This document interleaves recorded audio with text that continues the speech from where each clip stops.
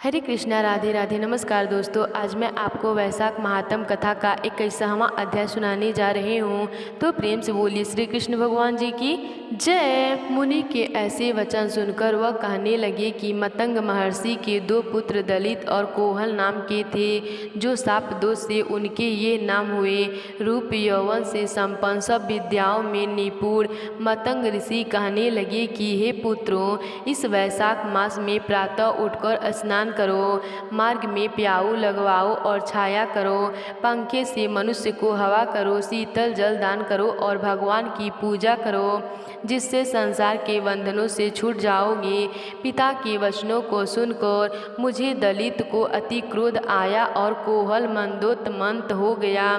धर्म की लालसा करने वाले हमारे पिता ने क्रोधित होकर श्राप दिया कि हे दलित, क्रोध के कारण तुझे सिंह और मंदोत के होने के कारण कोहल को हाथी की योनि मिलेगी। धर्म से विमुख पुत्र और कटु वचन वाली स्त्री तथा पापी को शीघ्र त्याग देने चाहिए, क्योंकि जो कोई लोभवश होकर इनको नहीं त्यागता वह 14 मन्यंत्र तक नरक भोगता है। उसी समय हम अत्यंत दुखी होकर शाप निवृत्ति के लिए पिता से बारंबार प्रार्थना करने लगे, तो उन्होंने कहा कि तुम दोनों जब पशु योनि में एक दूसरे को मारने के लिए उदित होगे, तो उस समय व्याघ्र और शंख का वैशाख धर्म विषयक संवाद तुम्हारे कानों में पड़ेगा।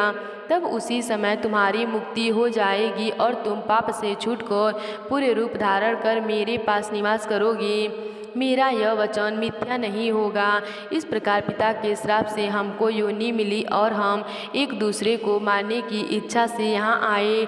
यहाँ पर आपका दिव्य संवाद सुन, जिसके प्रभाव से हम कृतार्थ हुए। इसके पश्चात वे दोनों मुनीश्वरों को नमस्कार कर आज्ञा लेकर अपने पिता के पास चले गए।